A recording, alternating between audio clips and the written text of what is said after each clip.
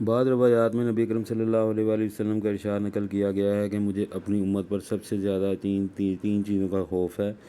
ایک ہے کہ ان پر دنیاوی فتوحات زیادہ ہونے لگیں جس کی وجہ سے ایک دوسرے سے حسد پیدا ہونے لگے۔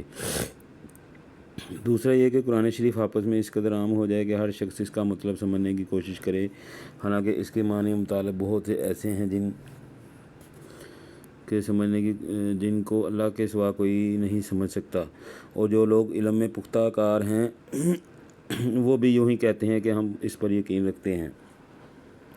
سب ہمارے پروردگار کی طرف سے ہے بیان القرآن، یعنی علم میں پختہ کار لوگ بھی تصدیق کے سوا آگے بڑھنے کی جرات نہیں کرتے، تو پھر عوام کو چون و چرا کا کیا حق ہے؟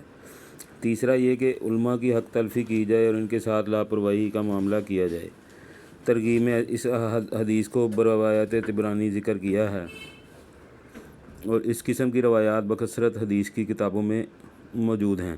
جس قسم کے الفاظ اس زمانہ میں علماء اور علوم دینیا کے متعلق اکثر استعمال کیے جاتے ہیں، فتاوی عالمگیری میں ان میں سے اکثر الفاظ کو الفاظ کفریہ میں شمار کیا ہے، مگر لوگ اپنی ناواقفیت سے اس حکم سے غافل ہیں۔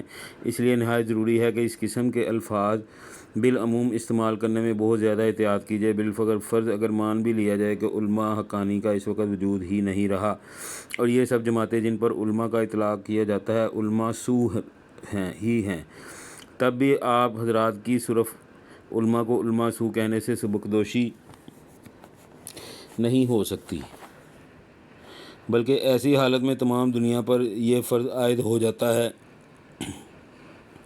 کہ علماء حقانی کی ایک جماعت پیدا کی جائے، ان کو علم سکھایا جائے، اس لیے کہ علماء کا وجود فرض کفایہ ہے۔ اگر ایک جماعت اس کے لیے موجود ہے تو یہ فرض سب سے ساقط ہے، ورنہ تمام دنیا گناہ گار ہے۔ ایک عام اشکال یہ کیا جاتا ہے کہ ان علماء کے اختلاف نے عوام کو تباہ و برباد کر دیا ہے۔ ممکن ہے کسی درجہ میں صحیح ہو، مگر حقیقت یہ ہے کہ علماء کا یہ اختلاف آج کا نہیں، 150 برس کا نہیں، خیر القرون بلکہ خود نبی اکرم صلی اللہ علیہ وآلہ وسلم کے زمانہ سے ہے۔ حضور اقدس صلی اللہ علیہ وآلہ وسلم حضرت ابو ہریرہ رضی اللہ تعالیٰ عنہ کو اپنے نعلین شریف بطور علامت کے دے کر اس کے اعلان کے لیے بھیجتے ہیں کہ جو شخص کلمہ گو ہو وہ جنت میں ضرور داخل ہوگا۔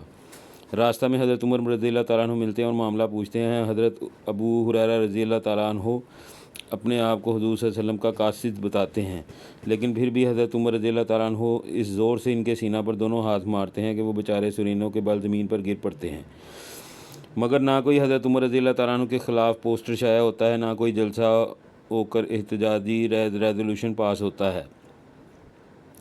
حضرات صحابہ کرام رضی اللہ تعالیٰ عنہ میں ہزاروں مسئلے مختلف فیہا ہیں، اور ائمہ اربعہ کے ہاں تو شاید فقہ کی کوئی جز ہو جو مختلف فی نہ ہو۔ 4 رکعت نماز میں نیت باندھنے سے سلام برنے تک تقریباً 200 مسئلے ائمہ اربعہ کے یہاں ایسے مختلف فی ہیں جو مجھ کوتاہ نظر کی نگاہ سے بھی گزر چکے ہیں۔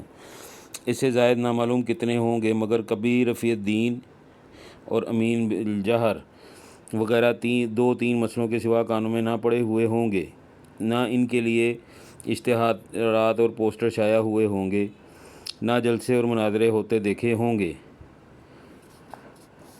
راز یہ ہے کہ عوام کے کان ان مسائل سے آشنا نہیں ہیں۔ علماء میں اختلاف رحمت ہے اور بدیہی امر ہے۔ جب کوئی عالم کسی شرعی دلیل سے کوئی فتویٰ دے گا، دوسرے کے نزدیک اگر وہ حجت صحیح نہیں تو وہ شرعاً اختلاف کرنے پر مجبور ہے، اگر اختلاف نہ کرے تو مداہن اور عاصی ہے۔ حقیقت یہ ہے کہ لوگ کام نہ کرنے کے لیے اس لچر اور پوچ عذر کو حیلہ بناتے ہیں، ورنہ ہمیشہ اتباع میں اختلاف ہوتا ہے، وکلاء کی رائے میں اختلاف ہوتا ہے، مگر کوئی شخص علاج کرانا نہیں چھوڑتا، مقدمہ لڑانے سے نہیں رکتا۔ پھر کیا مصیبت ہے کہ دینی امور میں اختلاف علماء کو حیلہ بنایا جاتا ہے؟ یقیناً سچے عمل کرنے والے کے لیے ضروری ہے کہ جس عالم کو وہ اچھا سمجھتا ہے، متنبع سنت سمجھتا ہے، اس کے قول پر عمل کرے اور دوسروں پر لغو حملوں اور طعن و تشنیع سے باز رہے۔ جس شخص کے ذہن کی رسائی دلائل کے سمجھنے اور ان میں ترجیح دینے تک نہیں ہے، اس کا حق نہیں کہ ان میں دخل دے۔